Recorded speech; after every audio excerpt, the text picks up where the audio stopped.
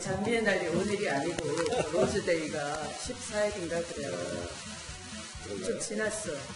그날 왔어야 되는데. 이게 이제 사기는 제가 샀는데 마음은 대통령님 마음을 담은 겁니다. 근데 대통령님이 좀 인색하시네. 이게 한 송이밖에 안 주셔요. 그 속에 우주가 들어있는 거니까.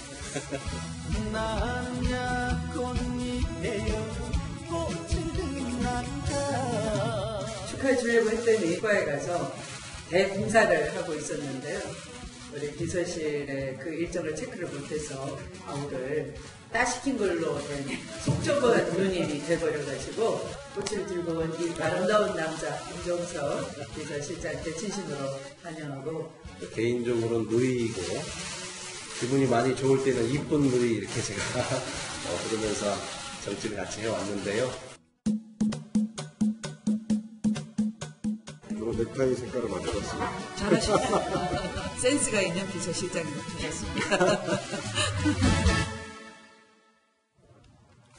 네, 추미애 대표가 이 동생을 따돌린 속 좁은 누이라고 스스로를 표현하기도 했었는데, 자, 임종석 비서실장 닷새 만에 국회를 또 방문해서, 자, 심지어 장미까지 들고 방문을 했습니다. 불화설을 잠재우기 위해서 아주 열심히 적극적으로 움직인 것 같습니다. 어떻게 보십니까? 좀 잘 수습한 것이라고 보시나요? 심정수 차장? 네, 문재인 대통령 취임식 바로 다음 날 그 비서실장 임명을 받고, 그 다음에 그 추미애 대표를 만나러 찾아갔지만 그 당시에 만남이 불발된 적이 있었잖아요. 병원 갔었다고 그러잖아요. 그렇죠. 병원 갔었다고 하는데 사실은 비서실장이 가는데 일정이 조율이 안 된다는 것이 사실 상식적으로 맞지 않는 일이긴 하죠. 네. 근데 어쨌든 그때 불발이 되면서 불화설이 안팎에서 나왔습니다. 특히나 이제 이 대선이 끝난 다음에 농공행상을 하면서 청와대 요직이라든지 아마 지금 문재인 초대 내각을 지금 짜고 있을 텐데, 이 내각을 어떻게 할 것인가를 두고 당대표로서 추미애 대표가 어떤 원하는 방향 같은 것들이 있을 텐데,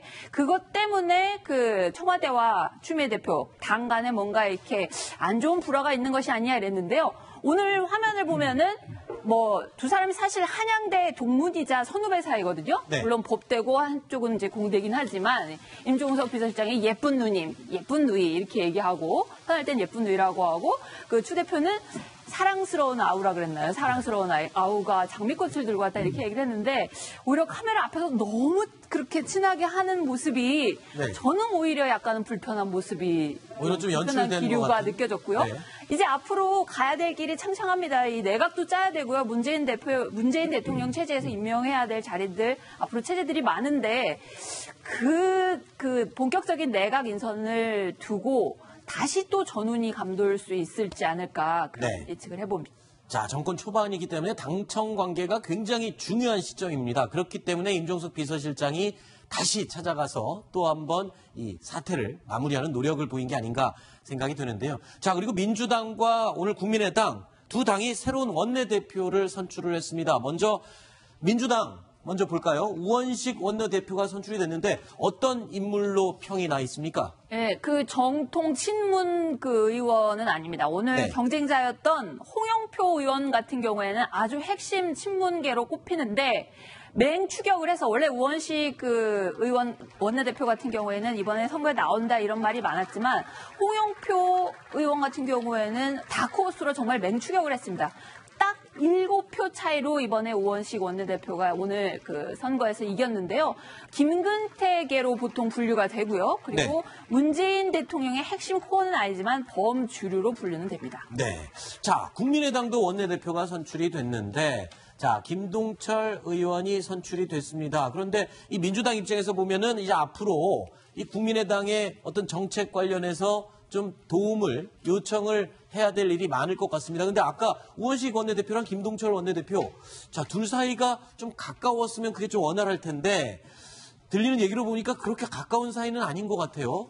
그렇지만 어쨌든 지금 이제 김동철 원래 대표가 네. 신임 대표가 사실 원래는 국민의당 지금은 국민의당이지만 네. 그 전에 민주당에 오랫동안 있었지 않습니까? 네. 원래 김대중 정부 시절부터 청와대에 있었고 그다음에 그다음 노무현 정부 이렇게 쭉 할 때 의원을 쭉 해왔던 사람이거든요. 그러니까 제가 보기에는 민주당하고 더불어민주당하고 국민의당 제가 보기엔 이번에 대표 저렇게 뽑힌 두 사람 아마 잘 서로 협력을 해나갈 것 같다.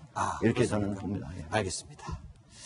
자, 오늘 새로 선출된 두 당의 원내대표 입장, 소감에 대해서 이렇게 얘기했습니다. 들어보시죠. 우리 모두가 문재인이고 우리 모두가 민주당이고 여러분들의 힘을 모아서 원내대표로서 온몸을 바쳐서 함께해 나가겠습니다. 지난 대선 과정에 안철수 후보와 경쟁을 세게 했기 때문에 감정적으로 흐트러져 있는 부분도 꽤 있을 겁니다. 함께 추진할 수 있는 일들로부터 시작을 하면서 감정도 추스려가고 그렇게 해나가겠다 말씀드리고 민주당에서 3번 도전했는데 이루지 못한 꿈을 우리 국민의당에서 이뤘습니다. 문재인 정부가 해야 할 일을 하는 데 있어서는 적극 협조할 것입니다. 그러나 문재인 정부가 해서는 안 될 일을 하게 된다면 앞장서서 나가낼 것입니다. 자, 문재인 대통령이요, 오는 19일 금요일입니다.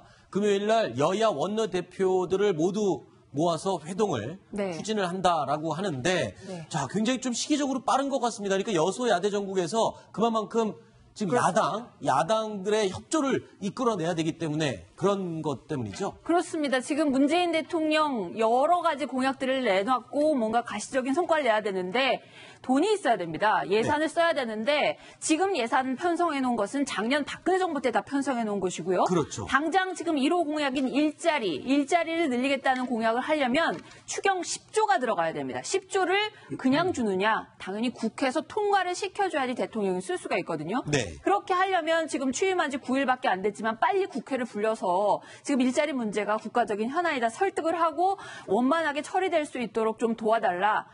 열심히 그 원내대표들에게 설득을 해야 되는 그런 과제가 있기 때문에 당연히 금요일 날 만나서 이렇게 빨리 하는 건 너무 당연한 수순으로 보입니다. 알겠습니다. 자, 뉴스탑 10 7위 소식으로 이어가 보겠습니다.